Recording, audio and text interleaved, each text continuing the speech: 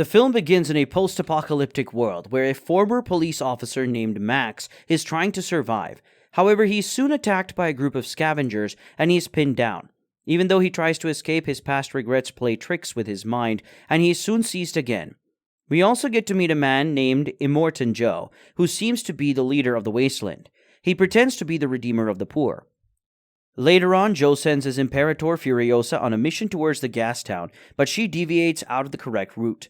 When Joe figures that out, he checks upon his wives and realizes that they are gone.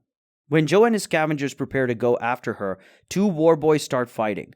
One of them, Nux, wants to participate in the mission, but he's weak. Despite this, he takes Max with him in order to use him as a blood bag to feed on. Meanwhile, Furiosa enters enemy territory and she and her convoy are trapped. Their enemies approach closer, but Furiosa and her allies are able to defend themselves. Nonetheless, there are more enemies closing in. Like that was not enough.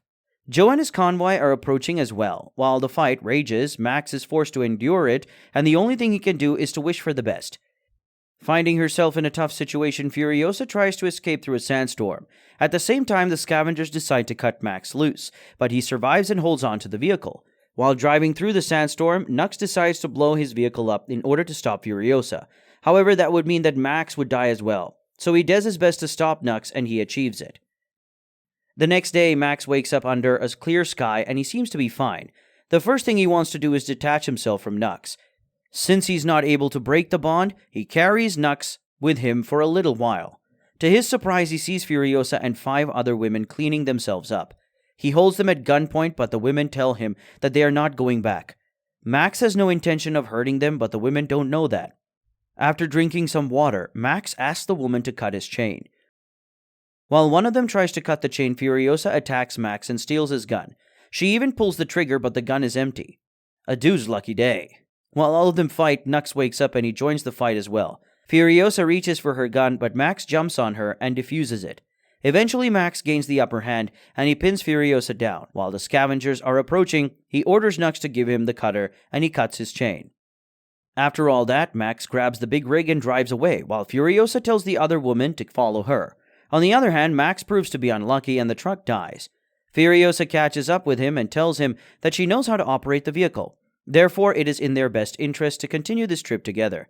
Max is having a hard time trusting Furiosa and the 5 wives of Immortan Joe, so he takes control of all the weapons in the vehicle. Suddenly, Nux makes it inside the rig, but the wives grab him and teach him a good lesson about his beliefs, moments before they throw him out. Soon they arrive to the next town where Furiosa was supposed to have a deal with the locals. However, things go sideways and the group has to use the truck to escape.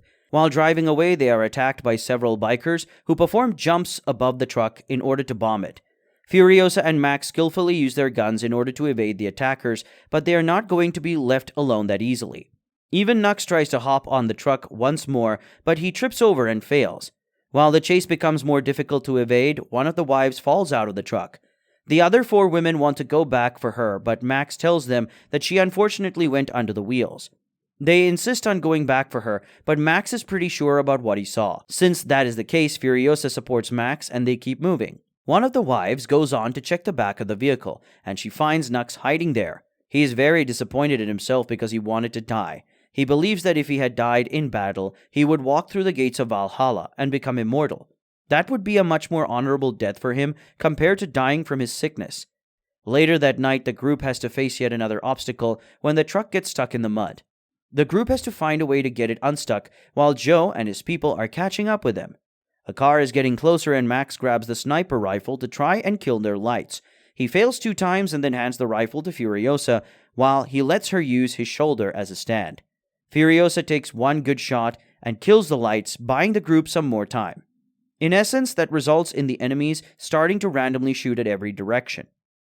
Max ties a rope around a tree while Nux gives it a couple of tries until he gets the rig unstuck from the mud. However, they now have to face a new issue and the engine dies, leaving them with no other option but to stop again. Max tells Furiosa and the group to keep moving as soon as they get the engine fixed, while he will run backwards and attack the car that has been following them. Soon Max returns to them covered in blood and carrying ammo, which means he did a good job at defeating their pursuers. The next day, Max wakes up to a nightmare that reminds him of the people he has lost. Furiosa is driving and taking the group to a town named Green Place. When they arrive at their destination, Furiosa reminds her people of who she is. She needs to be identified to not be attacked. This town is only consisted of women, so they get suspicious of Max and Nux when they see them. The bigger problem is that Furiosa realizes there is no peaceful town named Green Place. The women tell her that if she came the way she claims she came from, she should have already seen the Green Place. The Green Place was either a myth or it was destroyed. Later that night, Furiosa has a talk with Max and tells him they need to leave the truck. They will load the bikes with as much as they can, and with the fuel they have, they can ride for 160 days. Although they decide to part their ways, Max interrupts Furiosa's path the next morning. He tells her that if they want to find a paradise, the only way to go is back where they came from. They need to fight against Immortan Joe and take control of Citadel because that is the only place left where they can grow crops and have plenty of water. Even though the group believes that is a terrible idea, they also recognize that is the only way to live a fulfilling life as well as help the rest of the enslaved people. The group takes the truck back towards Citadel, and naturally, they are spotted by Joe and his men. While they are being hunted, Furiosa says they need to keep the truck running because if the enemies get in front of them, they will spike their wheels. Nux jumps on the engines and does his magic.